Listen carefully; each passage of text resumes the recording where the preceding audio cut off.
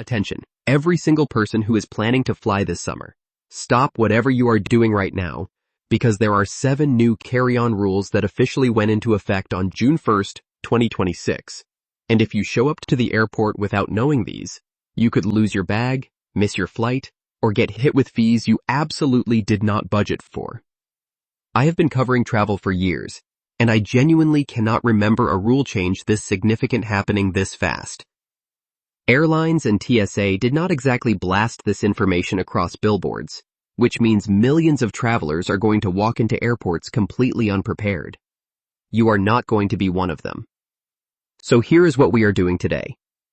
I am walking you through all 7 of these updated carry-on rules one by one, explaining what changed, why it changed, and exactly what you need to do before you zip up that bag.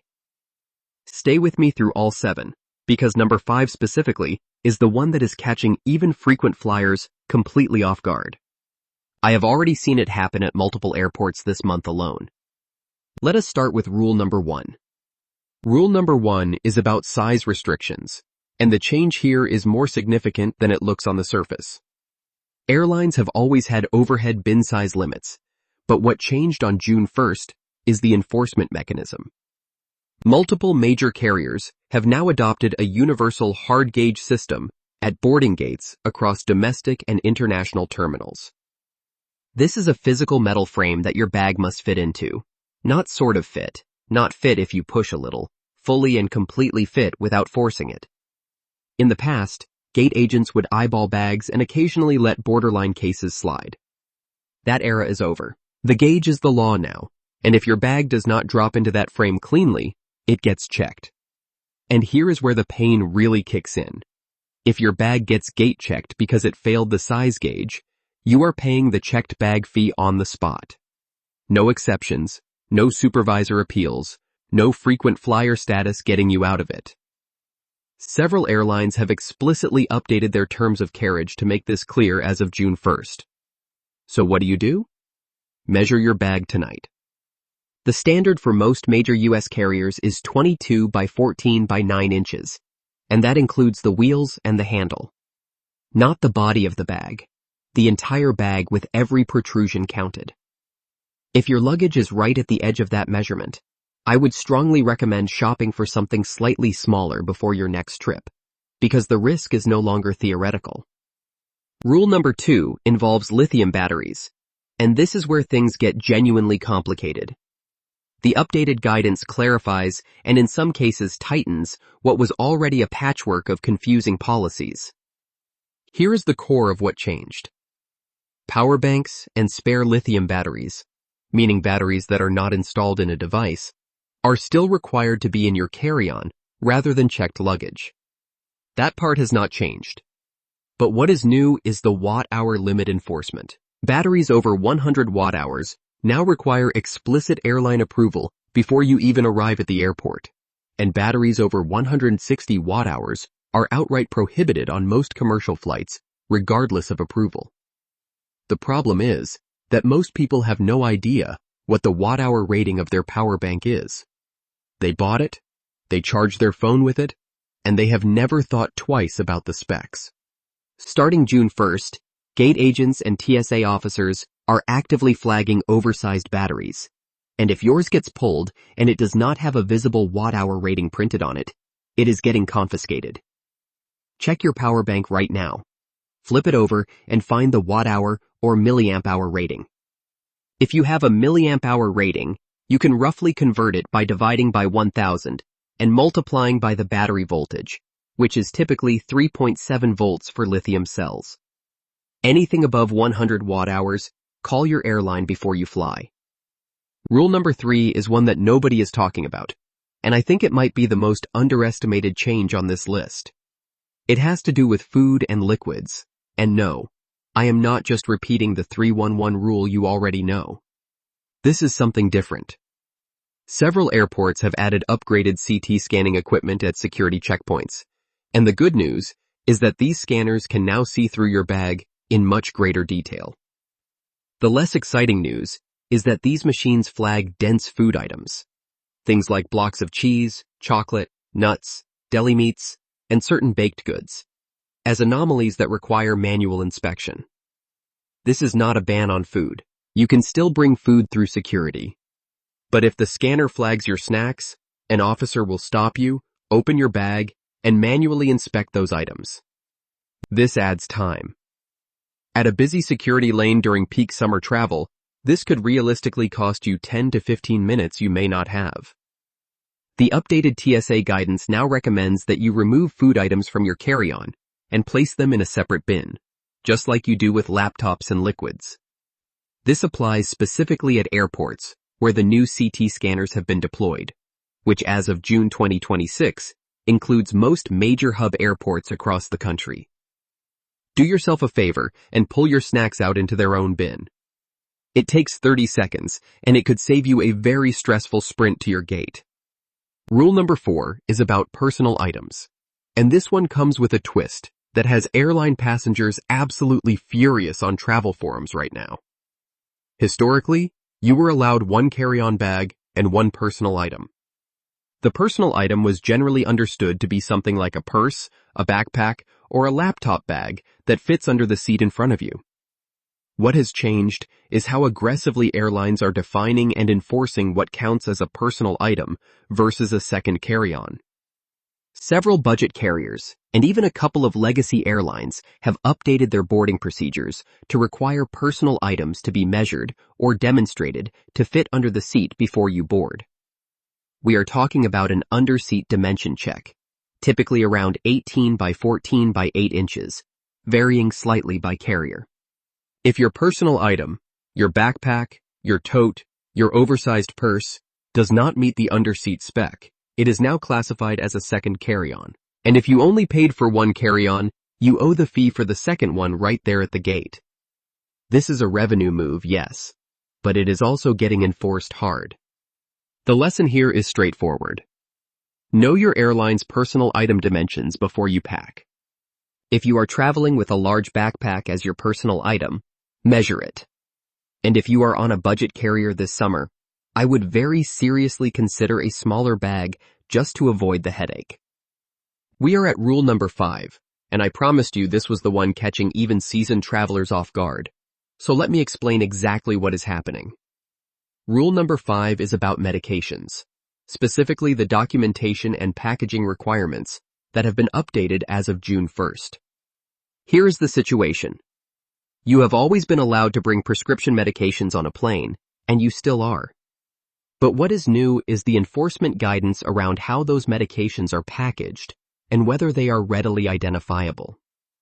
TSA officers now have updated protocols that flag medications that are not in their original pharmacy-labeled containers.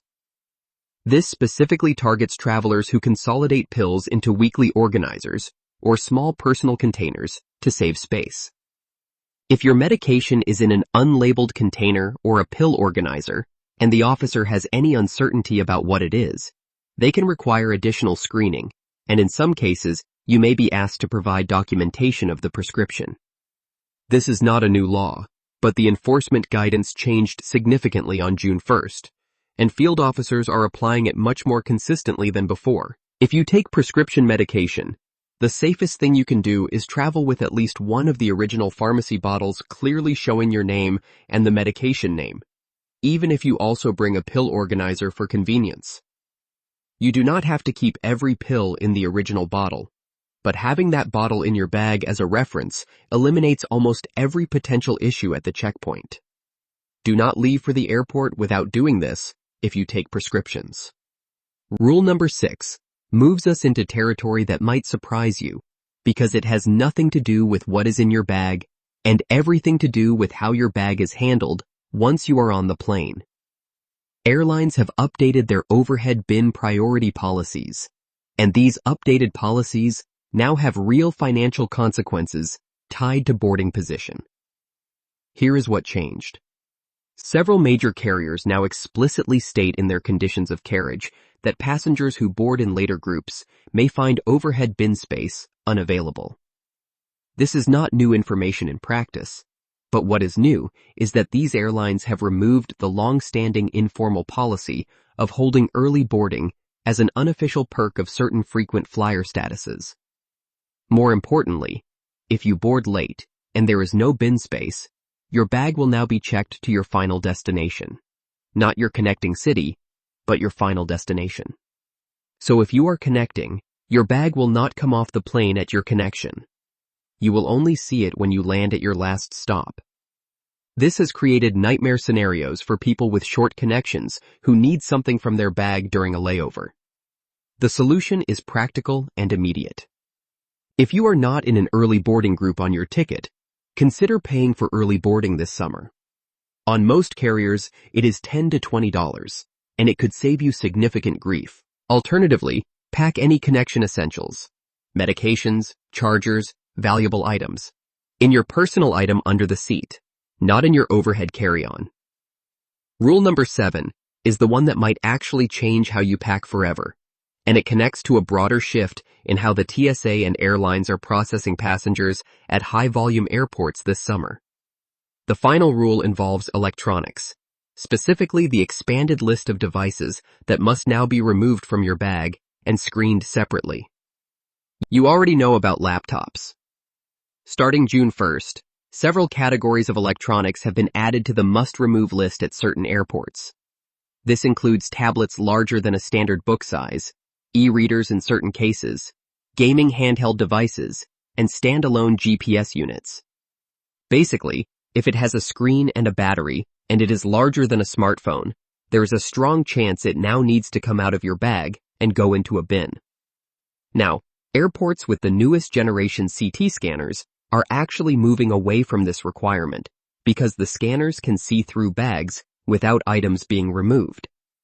But, and this is a critical but, not all airports have upgraded to this level of technology. If you are flying through a smaller regional airport or through an international hub that has not yet installed the newest equipment, the expanded electronics removal rule is going to apply to you. The safe and universal approach is this. When you are packing your carry-on, put every electronic device in a specific, easily accessible pocket or area of your bag. Do not bury your tablet at the bottom under your clothes. When you get to security, ask the TSA officer which items need to come out. Do not assume the laptop rule is the only one that applies. This 15-second conversation can prevent you from being pulled aside for a full bag search. Now, before I wrap this up, I want to give you something genuinely useful, a pre-flight carry-on checklist you can run through the night before every flight this summer. First, measure your carry-on against your airline's size requirements, including wheels and handles. Second, check your power bank and any spare batteries for their watt-hour rating. Third, pack food and snacks in an easily accessible part of your bag so you can drop them into a separate bin at security. Fourth, confirm your personal item dimensions match your airline's underseat requirements. Fifth, if you take prescription medication, pack at least one original pharmacy-labeled container. Sixth, check your boarding group and consider upgrading to early boarding if you have a carry-on and are not in the first few groups. Seventh, organize all electronics into one easy-to-access section of your bag. That checklist will get you through any of the 7 new rules without a single issue. Print it out, save it on your phone, or honestly, just remember this video exists and come back to it before your next trip. I want to take a second to talk about why all of these changes happened at the same time, because it is not a coincidence. Summer 2026 is tracking to be one of the busiest travel seasons in recorded history. Airlines and airports have been under enormous pressure to speed up boarding, reduce gate check volume, and streamline security lines. These 7 rule changes are in large part a response to operational chaos that peak travel periods create. The enforcement mechanisms are tighter because the margins are thinner. Planes need to board faster, security lines need to move quicker, and the old informal approach of letting borderline cases slide is simply not compatible with the volume of travelers passing through airports right now. Understanding the why behind these rules is actually useful because it tells you what behavior the system is optimizing for. Airports and airlines want passengers who show up prepared, who move through security without delays, and who board quickly with bags that fit and stow immediately. If you are that passenger, your travel experience is going to be noticeably smoother than it was even a year ago. If you are not prepared, the friction is going to be significant. One final thought before you go. Share this video with anyone you know who is flying this summer. I genuinely mean that not just as a channel growth thing, though yes, it helps, but because the number of people who are going to show up at airports this summer with power banks they cannot verify, bags that are a half-inch too big, and medications in unlabeled pill organizers is going to be enormous. If you know someone flying in the next few weeks, send this to them. You might save them a real headache. If you want to go deeper on any of these 7 rules, I have linked some additional resources in the description. I also covered the new airline fee changes that went into effect alongside these carry-on rules in my video from last week, and if you have not seen that one yet, it is absolutely worth your time before your next flight. Safe travels, pack smart, and I will see you in the next one.